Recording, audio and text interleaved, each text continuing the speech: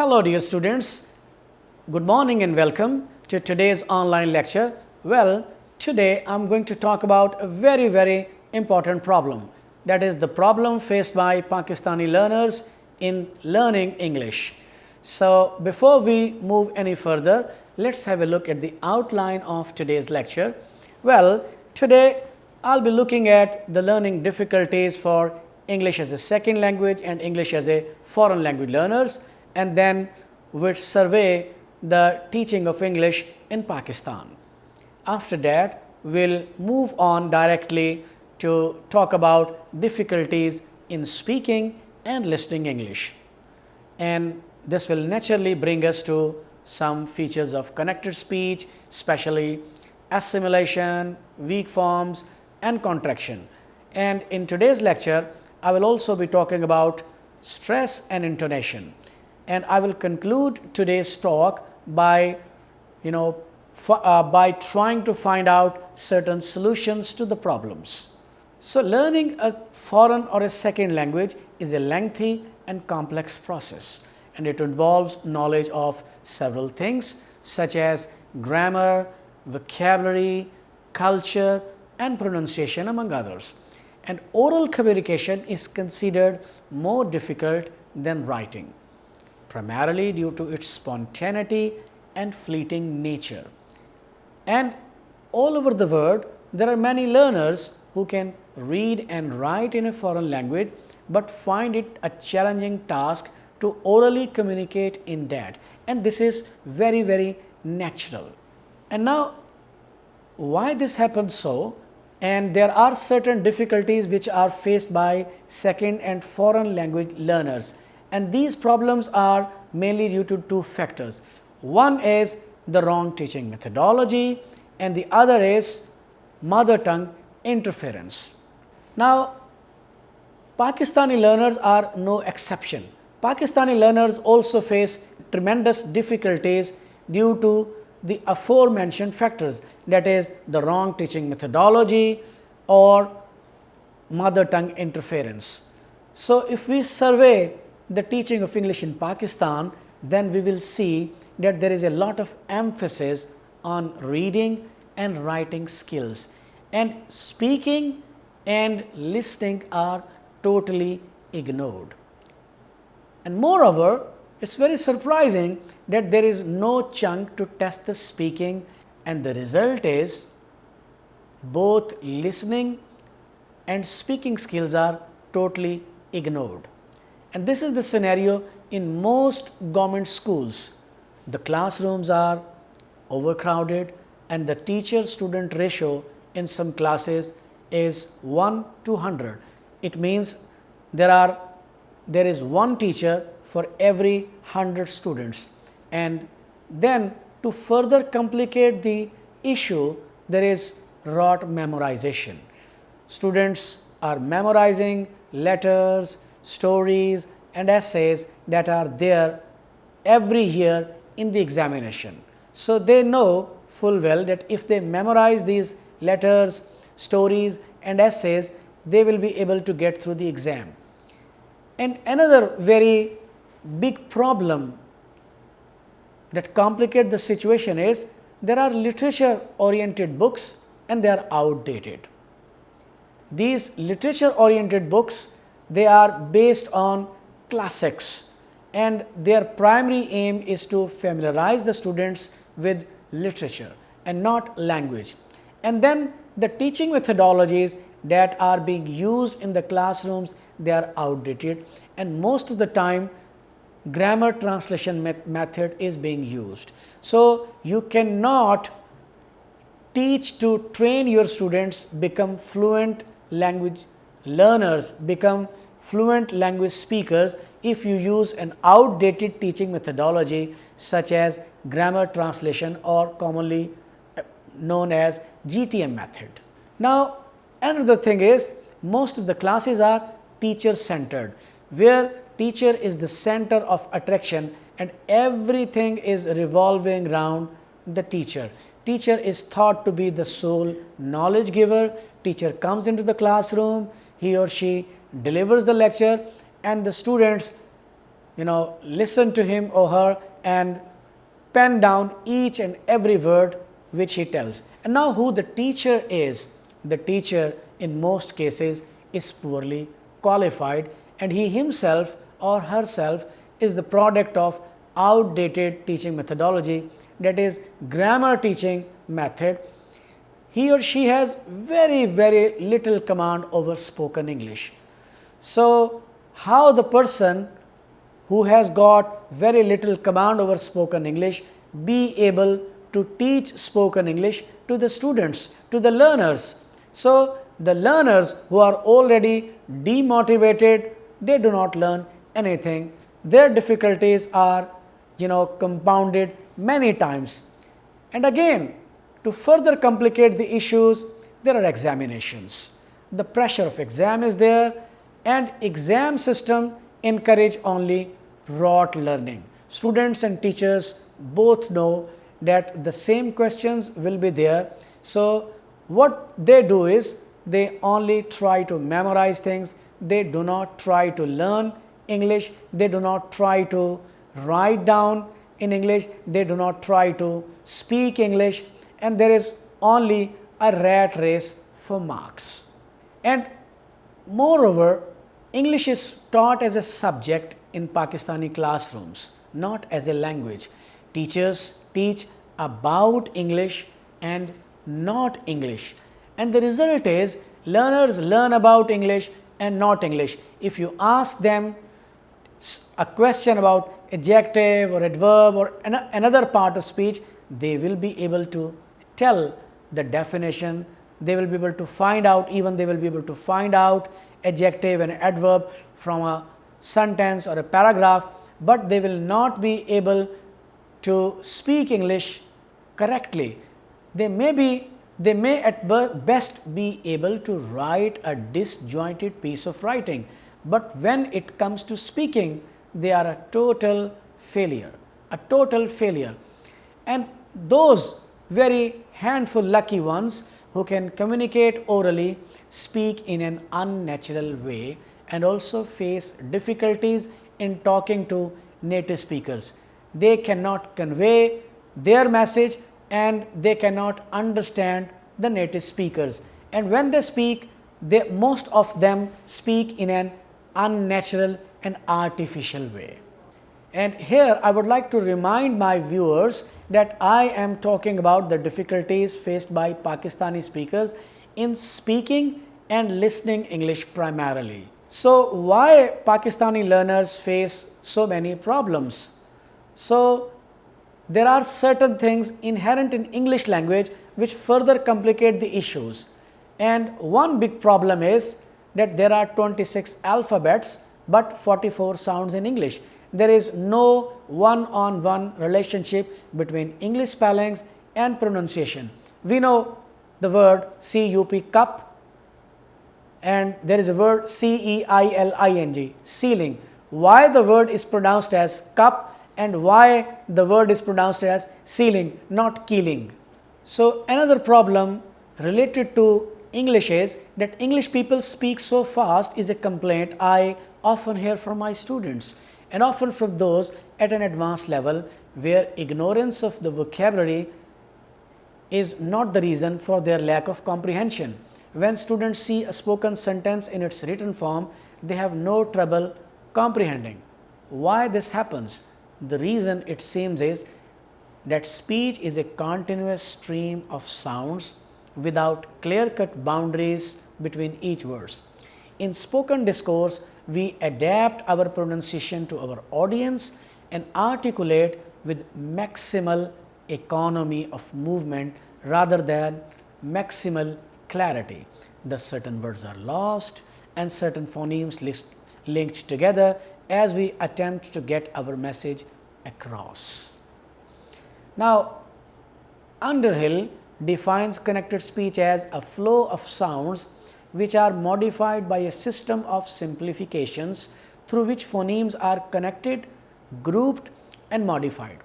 This simplification is an unconscious process, and most of the first language learners or most of the first language speakers or L1 speakers are often unaware of this as they practice it. So, the goal of connected speech is to reduce the articulatory effort required to send the message, even though whole chunks of phonetic details are left out by L1 speaker to maximize the ease of communication. Native speaker decodes these messages using the different types of support knowledge in his repertoire. Now, the problem with Pakistani learners is that they do not have any idea of this feature, that is connected speech. They have not been trained in this way. They have been trained to read and write in the classroom. So, when they interact with the native speaker, they do not understand what is happening. When the native speaker speaks and he or she speaks at a very fast rate, Pakistani learners is in a fix. He or she does not understand what is happening. He or she gets puzzled. So, the result is a failure. Another problem which Pakistani English language learners face, especially in listening and in pronouncing the words, is due to assimilation. And we know that L1 speakers speak at a pace of 350 syllables per minute in formal speeches and 400 to 450 words in informal speech, because when the tongue has to move from one articulating position to another at this pace, only an approximation of the phoneme can be produced. Thus, all phonemes occurring within a word or in a stream of speech influence one another and adjust with the phonemes of their neighbors. Here I would again like to quote Underhill, who summarizes assimilation as the natural result of the various speech organs cutting corners as they perform their complex sequence of movements. Now, when native speakers speak, they assimilate and assimilation takes place. Non-native speakers, for example, Pakistani learners of English, they do not understand what is happening, they are lost. And when they speak, they do not use this feature of connected speech. That is why their speech seems to be unnatural and artificial. Now, another concept which Pakistani learners are not familiar with is weak forms. We know that there are a large number of words in English which can have a full form and a weak form. This is because English is a stressed time language, and in trying to make the intervals between stressed syllables equal to give the phrase rhythm, we need to swallow non-essential words. Thus, conjunctions, pronouns, preposition, auxiliaries and articles are often lost, causing comprehension problem for students, particularly for those whose language is syllable times. And here I would like to remind you that Urdu is a syllable timed language, whereas English is a stressed timed language. So, Pakistani learners especially face problems due to the presence of weak and strong forms in English, and they do not realize that a word may have a weak form and may have a strong form in another place. So, some examples of words which have weak forms are and. For example, when native speakers will speak this, he will say fish and chips. So, and will be spoken as a weak form, it will be pronounced as n, fish and chips. A chair and a table. In writing, this will be a chair and a table, but when a native speaker will be pronouncing it, he will be pronouncing it as a chair and a table. So, and will be pronounced as a weak form. And then can. She can speak Spanish better than I can. The first can is the weak form, the second the full form. Same is the case with have. Have also got a weak form and a full form. Have you finished? This is a weak form. Yes, I have. Now, here have is a full form, and now should also have weak form and strong forms. Well, you should have told me. Here both should and have are weak forms. And now another thing which creates problem for Pakistani learners is the presence of contractions in English. If we look at contractions, contractions are words or phrases that are shortened by dropping one or more letters and replacing the letter or letters with an apostrophe. Only one apostrophe is used in a contraction, no matter how many letters are removed. Now, contractions are very common in spoken English. There are no contractions in Urdu or other languages spoken in Pakistan. So, when Pakistani learners speak, they use full forms and they appear to be unnatural or artificial, because Pakistani learners have exposure only to literary texts and have no idea of this common feature of spoken English. They also face difficulties in understanding native speakers. Why? Because the native speakers of English will be using lots of contractions in his or her spoken English. And as I said, when they use full forms, they will again appear to be bookish and unnatural in speaking. So, there are twofold problems. One is when they speak, they will speak in an unnatural and artificial way, and the other problem is they will face difficulties in understanding the native speakers due to contractions. Okay, here are some common contractions. R naught is contracted as aren't, cannot, can't, could not, couldn't, did not, didn't, does not, doesn't, have not, haven't, he will, he'll, I would, I'd, I am,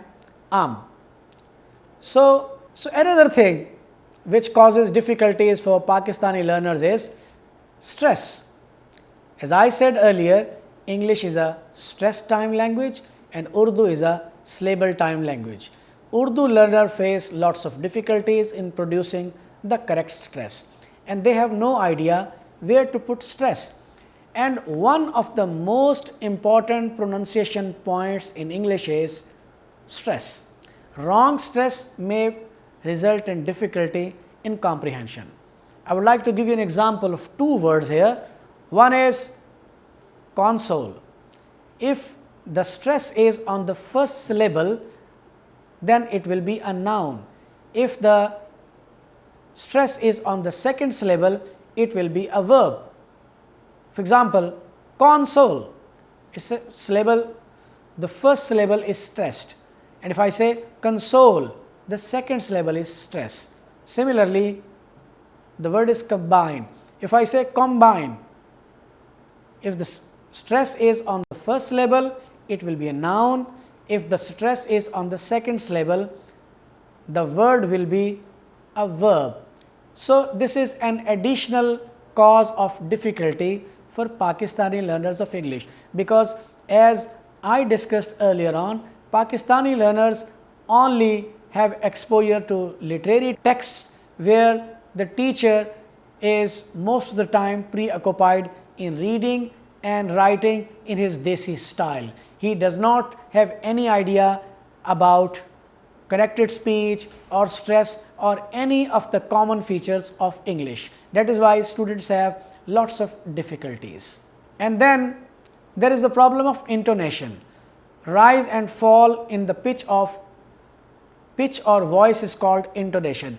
Pakistani English speakers speak with a very flat tone and they fail to realize that English is a rhythmic language.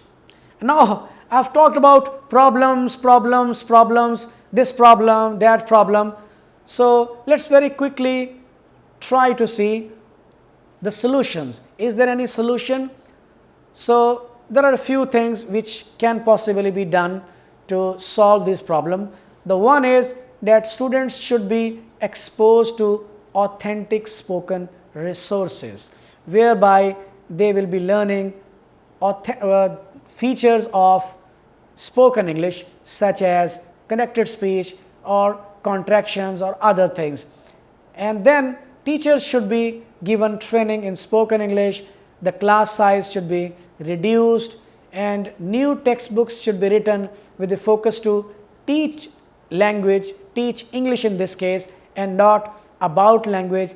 And the teaching methodology should be changed from teacher-centered to learner-centered, and then the exam system should be overhauled, because this system has got a very negative backwash effect with no testing component, speaking and listening.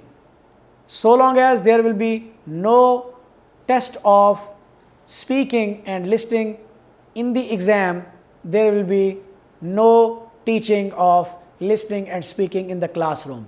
If these skills are ignored in the exam, the result will be these skills will continue to be ignored in the classroom also. So here are some solutions, possible solutions to the problem. So thank you very much for listening to me.